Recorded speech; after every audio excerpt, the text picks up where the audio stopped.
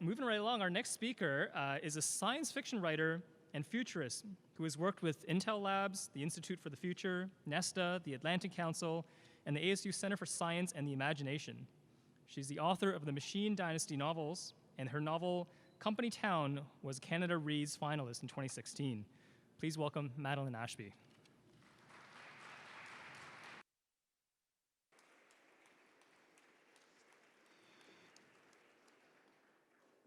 Hello. Hello? Yes. What they said.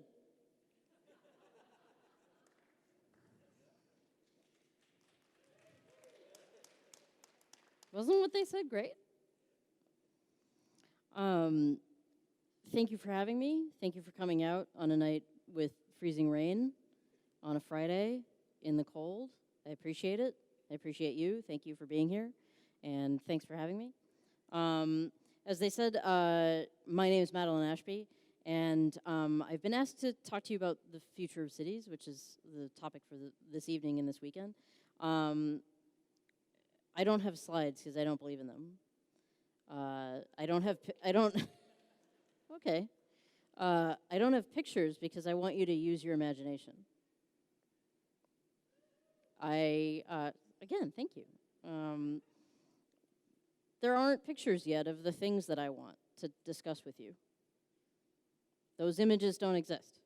Some of them were concept art earlier, and I could show you book covers. I could show my book, but that isn't what I want you to think about. I want you to think about what's possible, what hasn't happened yet, what hasn't been drawn yet, the image that we could have. So, before talking to you about the future of Canadian cities, I should talk to you about Canadian land, or rather the land that is now referred to as Canada. We already did this before, but I want to do it again. I was born in the United States, and we never do this. The thing I'm about to do right now, we never do that there. The place where we stand is the traditional unceded territory of the Algonquin Anishinaabe people. For 15,000 years, this land has been the site of human habitation. And it's important for me to acknowledge that as a science fiction writer, because my genre, my chosen genre, deals in who gets to be a human being. Who counts as a human being? So when we say that this land has been inhabited by human beings for 15,000 years, that includes those definitions of humanity. That includes our conversation about who gets to be a human being and what a human impact on a landscape is. So think about that as we think about the future, that not only do we have a future, provided that there is one, but we have a past, a huge, long past, that our species has been here for a very long time. So, as you know, I've written about cities before, and some of the clients that you heard mentioned earlier have asked me for science fiction prototypes about the future of cities. When I say science fiction prototype, who knows what I'm talking about? Oh, good, no one. So sometimes, as part of my job, before I go any further, I should explain to you what I do for a living. Sometimes I get asked as a science fiction writer and as someone who is a graduate of the Strategic Foresight and Innovation Program at OCAD University in Toronto, I get asked to write what are commonly referred to as science fiction prototypes, which is to say I make a prototype in prose about how somebody might use a thing in the future or not use a thing in the future. So someone approaches me and says, hey, this is a chipset. What do you think users will do with it 10 years from now? Hey, we have this service. How do you think people will actually use for it? Or my favorite question, which is, what's the worst that could happen? And I'm like, really? And they say, yeah. And I'm like, can you pay double? I have written stories about the future of cities for people like the Atlantic Council, which was a story about the future of urban warfare. My most recent novel, Company Town, was set in a city that floats around an oil rig 500 kilometers northeast of St. John's, Newfoundland. And that was the novel of mine that went through the Canada Reads process, which was amazing. Which is what I want to talk to you about this evening, in addition to other things. Because I've been asked a lot about it, I should tell you how I designed New Arcadia, the city wherein Company Town takes place. Company Town is the story of a bodyguard who works for the United Sex Workers of Canada, Union Local 314, and an energy firm that is privately owned by a family sweeps into this city and buys the entire town. And they own the town now, and they ask her to be a bodyguard for the heir apparent to the company.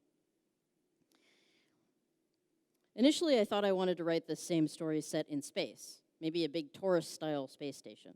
But writing about a space station means writing way far into the future, far future fiction. And I'm less interested in the far future than I am the near future. Also, there are plenty of other writers who had done that same job way better than I ever could. I wanted to do something that only I could do, and to do something a little bit different. So I thought, what's like space? What's distant and cold and remote and requires a lot of time and energy to reach? And the answer is the North Atlantic. The ocean. The ocean is like space. It's both the source of all life and completely inimical to human life, just like deep space.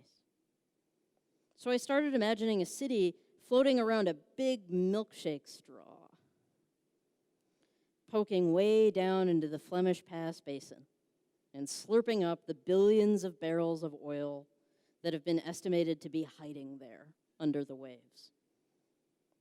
First, I imagined Tower 1, the first tower to be built there. Literally just a stack of shipping containers nestled together for roughnecks to live in as they hauled out the oil. Then I realized they would actually need services. So in my head and on my whiteboard, and I tried to buy the Lego architecture set, but have you tried importing that to Canada? Don't bother.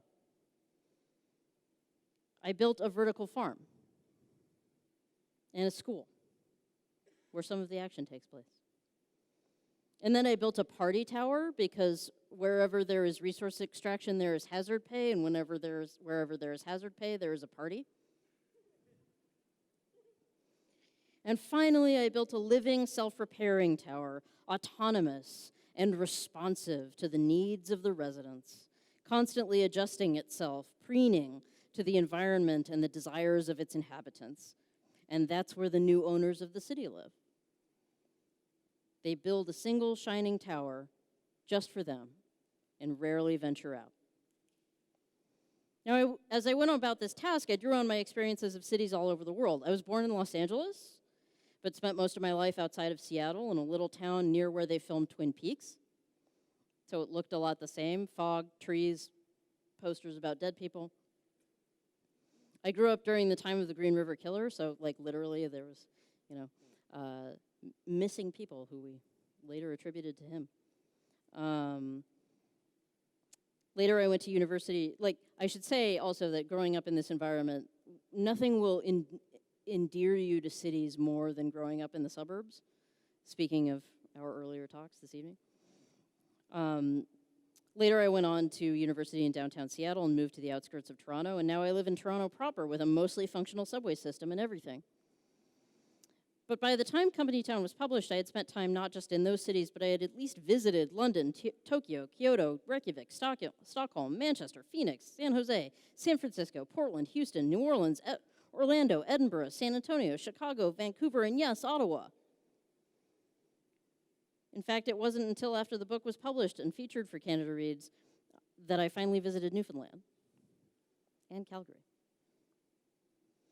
I should stress that visiting these places did not make me an expert in how they worked or what they felt like or what living there actually requires of a person.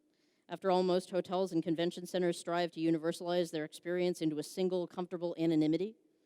They try as hard as they can to bleach out all the local color and replace it with a brand identity.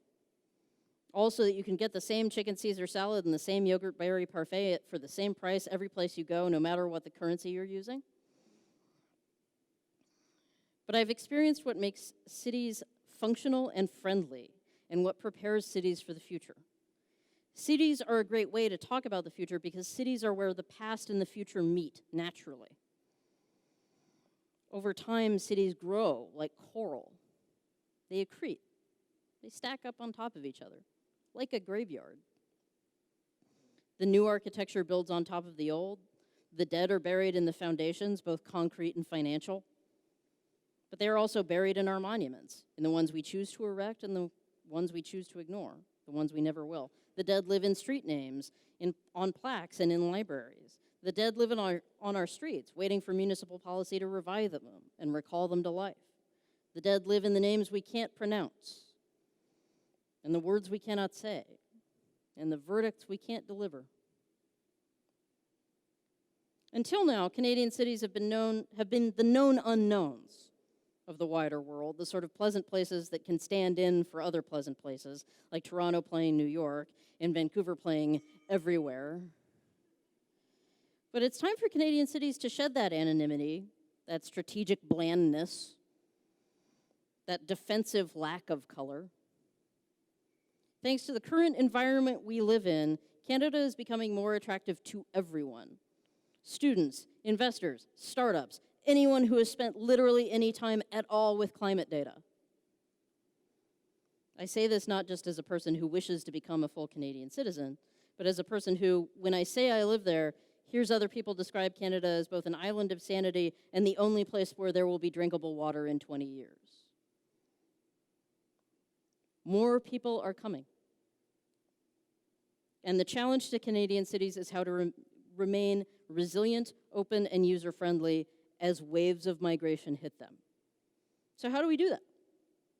How do we build the cities of the future without building something hollow and meaningless?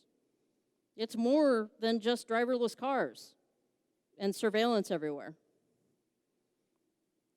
It's how neighbors relate to neighbors. It's how businesses relate to customers. It's how we decide what we owe to each other.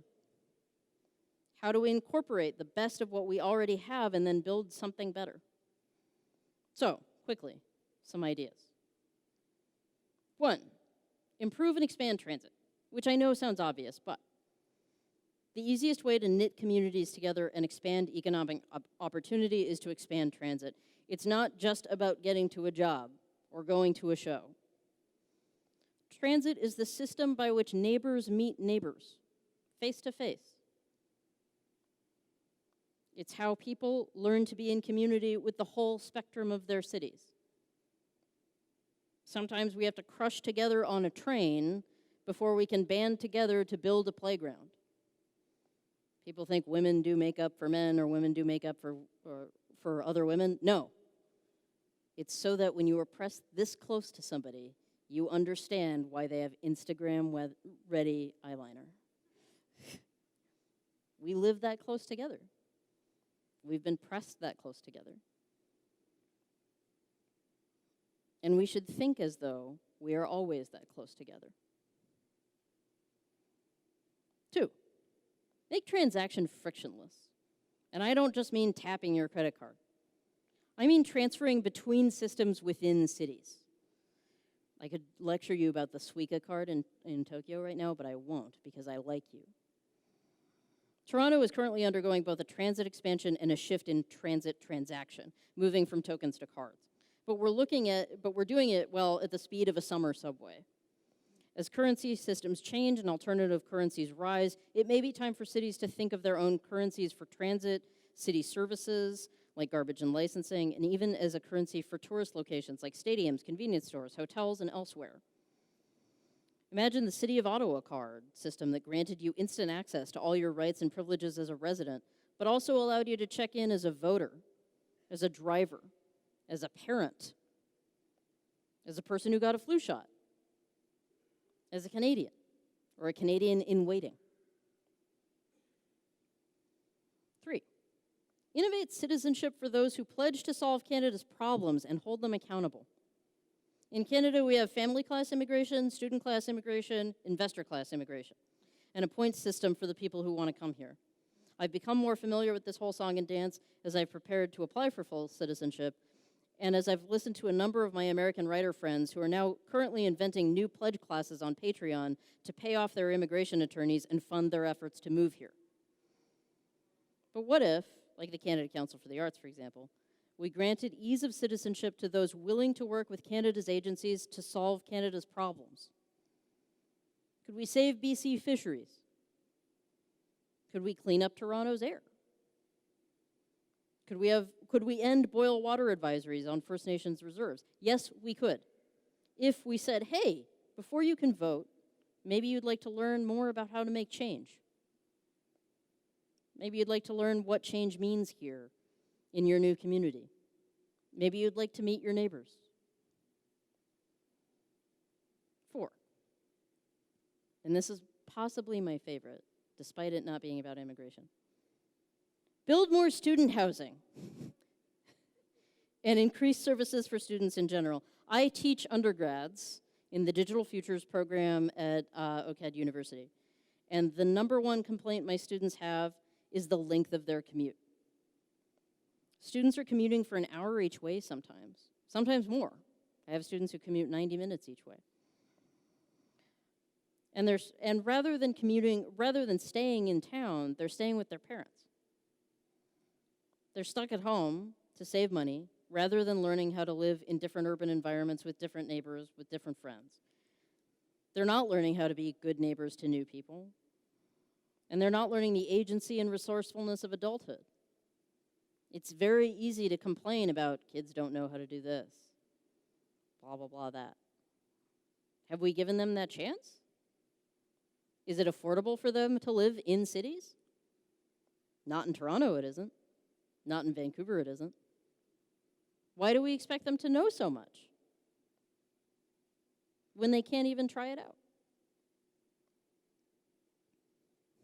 After this week and the events in Parkland, Florida, we've seen the fire that our students can bring to any conversation about the future. And I have full faith in my students to bring about the change that we need. The young people coming up that we have this generation are some of the brightest, savviest, most uncompromising, and dedicated group of overachievers I have ever met. And I went through an honors program at a Jesuit university. We need to give those students a chance. And that chance starts with letting them live affordably, debt-free, with access to healthcare and culture and new experiences. We cannot expect change in our cities if we price young people out of them. Because imagine if we encourage them to stay and live together in a community. What ideas would they have at 3 in the morning over pizza because they don't have to go an hour outside of town? What businesses would they create? What books would they write? What problems would they solve? What would they change? Because it might be everything, but they need the space.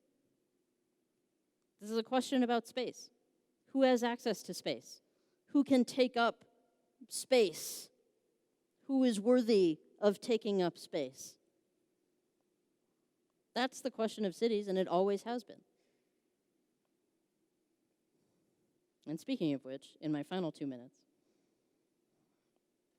my last request, build smart, sustainable housing for families with children and mandate zoning for low-cost daycare and elder care in new condo starts. All of our greenest buildings across Canada should not be rabbit hutch condos for single people who eventually have to move once they have a family. If cities want to grow organically, like coral, they need to sustain humans at all levels of development, both the infants and the elderly. We have the space. Your new condo can be over 500 square feet. Such is possible. Such is possible. It can have more than one bedroom. A bedroom. A bedroom. Not just a bead curtain. You too can live with dignity. Isn't that like the thing about the suburbs, right? I mean, the castle doctrine. I have walls and they separate me from other people, and that makes me a real person because I'm separated from other people, right? And what we've talked about all evening is the suburbification of the internet, the suburbification of our services. I may not own a car, but I get to act like I own a car because someone else drives it for me. Not only do I not have to pay for car payments, but I have a driver. I have a driver. Look at me. Is that what we really want? The suburbification of all of our services? The suburbs? The things that ended the American marriage? Look at the rates. Look it up. We moved out to the sprawl, and what died? Not just small animals crossing streets.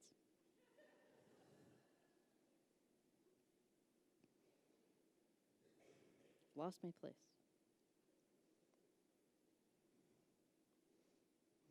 But we can do more.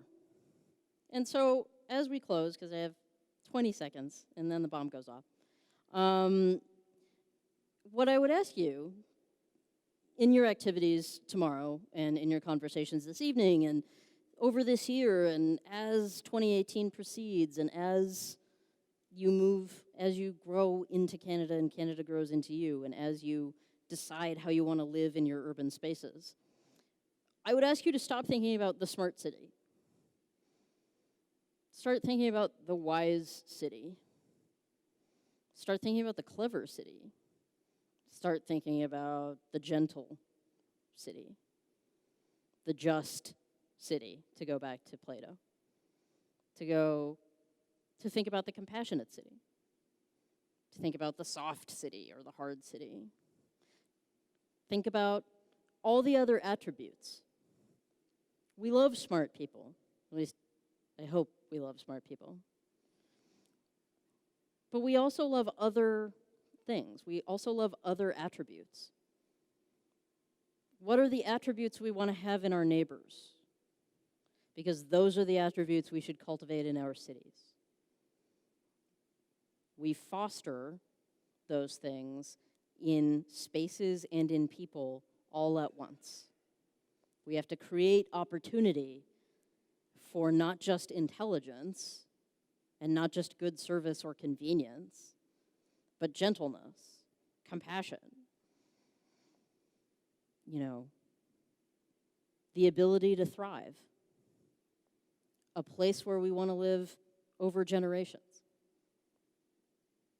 So, this weekend, think about alternatives to smart, or what smart could mean, what we want more than smart. And that is what I would leave you with, is what else is there beyond smart?